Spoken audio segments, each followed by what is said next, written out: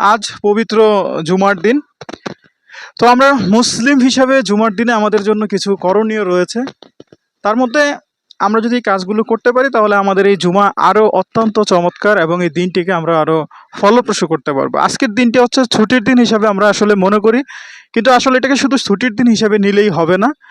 এই জুমার দিনে আমরা যদি কিছু কাজ করি তাহলে আমরা এই জুমার দিনটাকে রাসূলের সুন্নতের সাথেও মিলিয়ে নিতে পারবো এবং আমাদের মুসলিম হিসাবে আমাদের নিজেদের জন্য আরো অনেক বেশি এই দিনটি ফলপ্রসূ হবে। যেমন হচ্ছে যে আমরা এই দিনের শুরুতেই চেষ্টা করব নতুন জামা কাপড় এবং গা গোসল ধুয়ে গোসল করে সুন্দর কাপড় পরার চেষ্টা করব।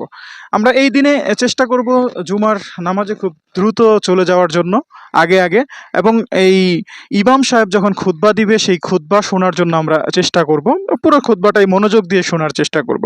আমরা চেষ্টা করব এই জুমার দিনে দরুদ শরীফ বেশি বেশি পাঠ করার জন্য চেষ্টা করব। আমরা চেষ্টা করব সূরা কাহাফ তেলাওয়াত করার জন্য, কারণ সূরা কাহাফের মধ্যে আল্লাহ অনেক বরকত দিয়েছেন, অনেক ফজিলত দিয়েছেন, যা আমাদের জন্য অনেক উপকারে আসবে।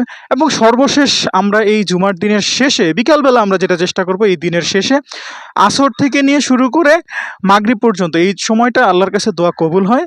তো আমরা চেষ্টা করব একজন মুসলিম হিসাবে এই জুমার দিনটাকে তথা শুক্রবারটিকে বন্ধ হিসাবে ধরে না নিয়ে আমাদের নিজেদের জন্য হজের দিন হিসাবে বা একটি পুণ্যর দিন হিসাবে এই দিনটিকে কাজে লাগানোর সবাই চেষ্টা করব। ভালো থাকুন, সুস্থ থাকুন। আসসালামু আলাইকুম ওয়া রাহমাতুল্লাহি ওয়া বারাকাতুহু।